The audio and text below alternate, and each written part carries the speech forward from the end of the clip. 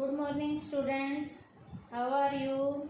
Today's topic is Principles of Scientific Management. आज का हमारा टॉपिक क्या है बेटा? साइंटिफिक मैनेजमेंट के प्रिंसिपल का है।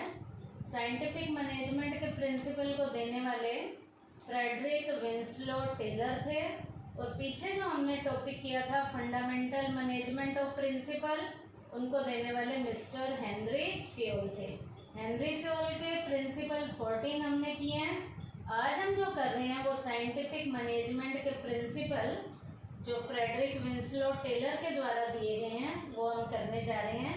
फ्रेडरिक विंसलो टेलर ने 4 प्रिंसिपल्स दिए हैं जो साइंटिफिक मैनेजमेंट में कहलाते हैं।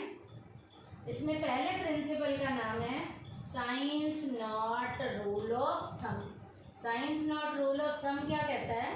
This principle says that we should not struck in a set routine with the old techniques of doing work, rather we should be constantly experimenting the develop new techniques which make the work much simpler, easier and quicker.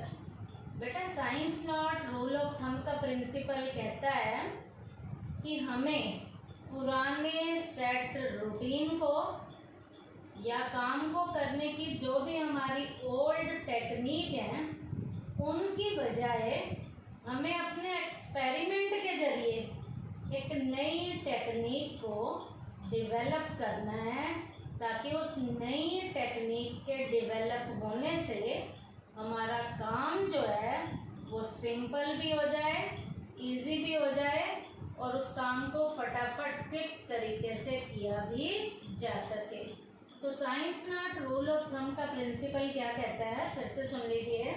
हमें काम को करने के पुराने जितने भी set root हैं, जितने भी रूटीन हैं, उन रूटीन से पुराने रूटीन से काम नहीं करना, पुरानी टेक्निक से भी काम नहीं करना, उनके बजाय हमें नई टेक्निक्स को अपने एक्सपेरिमेंट के जरिए डेवलप करना है, ताकि काम सिंपल तरीके से, इजी तरीके से और क्विक तरीके से हमारा जो काम है वो ख़त्म हो जाए।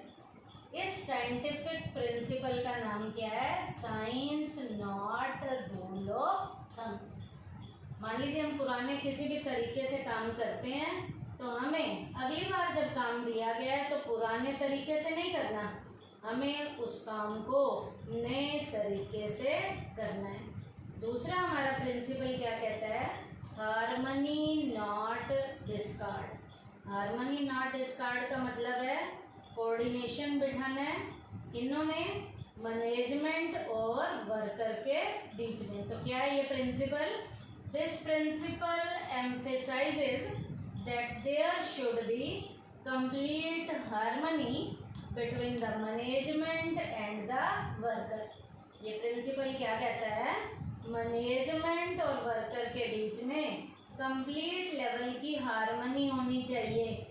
हार्मनी का मतलब कोऑर्डिनेशन और कोऑपरेशन होना चाहिए। अब जब इन दोनों में कोऑर्डिनेशन और कोऑपरेशन होना चाहिए, तो कैसे इनमें कोऑपरेशन होना चाहिए? This require mental revolution on the part of both management and workers. अब यहाँ पर दोनों कौन? मैनेजर और वर्कर। इन्होंने मेंटल रेवोल्यूशन के जरिए कोऑपरेशन बिठाना है, तो यहाँ मेंटल रेवोल्यूशन की ज़रूरत पड़ेगी। दोनों को अपने दिमाग को सेट रखना है। मैनेजर सोचे कि वर्कर के बिना गुजारा नहीं है, और वर्कर ने भी ये सोचना है कि मैनेजर उन्हें काम देगा तभी वो काम करेंगे। तो यहाँ पर मेंटल रेवोल्यूशन की ज़रूरत पड़ेगी। Both management and the worker should transform there thinking. यहाँ दोनों ही अपनी थिंकिंग को बदलने की कोशिश करेंगे। यहाँ दोनों अपनी अपनी थिंकिंग को बदलेंगे। क्यों? क्योंकि यहाँ पर किसकी ज़रूरत पड़ने वाली है? मेंटल रेवोल्यूशन की। थर्ड कह रहा है management should share gains of the company if any with the workers and workers should work hard। अब यहाँ पर बेटा कंपनी को जो भी गेन्स होने चाहिए जिन वर्कर्स की हेल्प से हो रहे हैं, तो वहाँ पर वर्कर्स ने यहाँ पर पूरा प्रॉपर अपना हार्ड लेवल का जो वर्क करना है and be willing to embrace change for the good of the company. अब यहाँ पर वर्कर्स ने जो प्रॉफिट लेकर आने हैं उसके लिए वर्कर्स को टाइमली अपने आप को यहाँ पर हार्ड वर्क के जरिए चेंज करना है। जब वो चेंज करेंगे तो मैनेजमेंट और वर्कर के बीच में कंप्लीट हार्मनी अपने आप ही एस्टेब्लिश होनी शुरू हो जाएगी। तो इस प्रिंसिपल का नाम क्या है? Harmony not Discord. उसके बाद बेटा थर्ड प्रिंसिपल है cooperation not individualism. Cooperation not individualism. एक अकेले से यूनिट नहीं चलती, यूनिट को चलाने के लिए सभी की जरूरत पड़ती है। According to this principle all the activities done by different people must be carried on with mutual cooperation. Unit में जितने भी अलग अलग लोग अलग अलग तरीके की जो एक्टिविटीज़ को कर रहे हैं, उन एक्टिविटीज़ को करने के लिए उन सारे लोगों के बीच में आपस में कोऑपरेशन होना चाहिए। क्योंकि अलग अलग लोग हैं तो वहाँ पर म्यूचुअल अंडरस्टैंडिंग में कई बार दिक्कत आ जाती है। तो पूरा प्रॉपर इनके बीच में क्या होना चाहिए? कोऑपरेशन होना चाहिए। Taylor has suggested that the manager and workers should jointly determine standard। यहाँ पर बेटा मैनेजर और वर्कर ने मिलकर स्टैंडर्ड को सेट करना है। This encourages involvement and thus in turn encourages responsibility। इस तरीके से जब दोनों स्टैंडर्ड को सेट करेंगे तो दोनों के मन में उस स्टैंडर्ड तक जाने की अपने आप ही रिस्पॉन्सिबिलिटी डेवलप होनी शुरू हो जाएगी। इसका मतलब दोनों जो हैं वो म्यूचुअल अंडरस्टैंडिंग से, कोऑपरेशन से काम करना शुरू कर देंगे। क्योंकि अब दोनों को पता चल गया है कि दोनों को एक दूसरे की ज़रूरत पड़ेगी। कोऑपरेशन से काम होगा, अकेले रहने से काम नहीं होगा। उसके बाद नेक्स्ट प्रिंसिपल है development of each and every person to his और हर ग्रेटेस्ट एफिशिएंसी। अब बेटा यहाँ पर हर एक व्यक्ति ने चाहे वो ही है चाहे वो शी है, उन दोनों ने अपनी अपनी एफिशिएंसी को किस तरीके से ज़्यादा डेवलप किया जा सकता है, यहाँ पर दोनों ने डेवलप करने की कोशिश करनी है। अब दोनों जब डेवलप करने की कोशिश करेंगे तो कैसे करेंगे? पहला, this principle is concerned with the efficiency of the employ. ये जो प्रिंसिपल है इसका कंसर्न किससे है? एम्प्लॉय की एफिशिएंसी से है, which could be built in right from the process of employee selection। अब ये कब ध्यान रखना है? सिलेक्शन के टाइम पीरियड पे ही ध्यान रखना है कि ऐसे एम्प्लॉय को लिया जाए जो एम्प्लॉय अपने काम को करने में एफिशिएंट हो। एफिशिएंट होगा तभी वो बेटा अपनी एफिशिएंसी को ज़्यादा से ज़्यादा बढ़ा पाएगा, डेवलप कर पाएगा। तो इसके लिए सिलेक्शन के पॉइंट व्यू पर ही, उसी पॉइंट पर ही इसके ऊपर जोर देना है ताकि एम्प्लॉय बढ़िया तरीके से सिलेक्ट किए जा सकें और वो बढ़िया एम्प्लॉय जो हैं अपनी अपनी एफिशिएंसी को अपने अकॉर्डिंग क्या करें? डेवलप करें।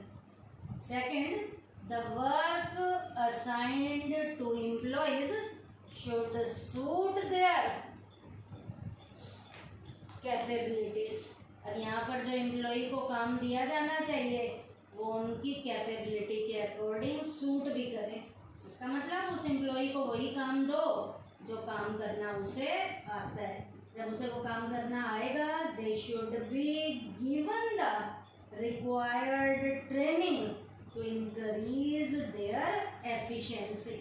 मान लीजिए उसे वो काम करना नहीं आता तो उसे टाइमली क्या भी दी जा सकती है, ट्रेनिंग भी दी जा सकती है ताकि वो अपनी एफिशिएंसी को क्या करे, बढ़ाए। उसके बाद efficient employees would produce more and earn more. जो एफिशिएंट एम्प्लॉय होते हैं वो ज़्यादा से ज़्यादा प्रोडक्शन में रोल प्ले करते हैं क्योंकि उन्हें वो काम करना आता है, एफिशिएंट है।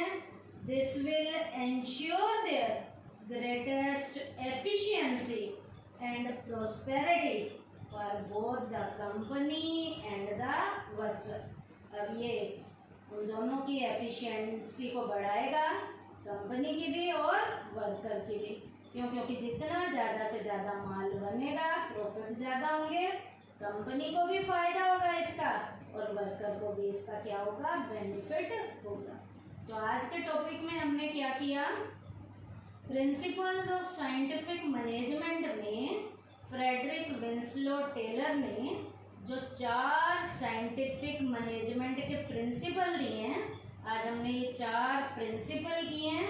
इनके नाम क्या थे, science not rule of thumb. ये प्रिंसिपल क्या कहता है, पुराने रूटीन से काम नहीं करना, हर बार काम को करने का एक नया तरीका अपनाना है। हार्मनी नॉट डिस्कॉर्ड क्या कहता है, मैनेजर और वर्कर के बीच में प्रॉपर हार्मनी को एस्टेब्लिश किया जाना चाहिए। इसके लिए दोनों ने मेंटल रेवोल्यूशन से काम करना है और अपने आप को समझाना है और हार्ड वर्क करना है। कोऑपरेशन नॉट इंडिविजुअलिज्म क्या कहता है, एक अकेले से यूनिट नहीं चलती है।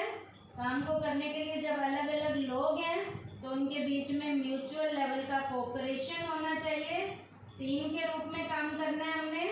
उसके बाद लास्ट है development of each and every person to his और हर ग्रेटेस्ट एफिशिएंसी। ये प्रिंसिपल क्या कहता है, हर एक ने अपने अपने अकॉर्डिंग अपनी एफिशिएंसी के लेवल को बढ़ाना है। इसके लिए प्रोडक्शन ज़्यादा करना है ताकि दोनों को बेनिफिट हो, कंपनी को भी बेनिफिट हो और एम्प्लॉय को भी उसका क्या हो, बेनिफिट हो।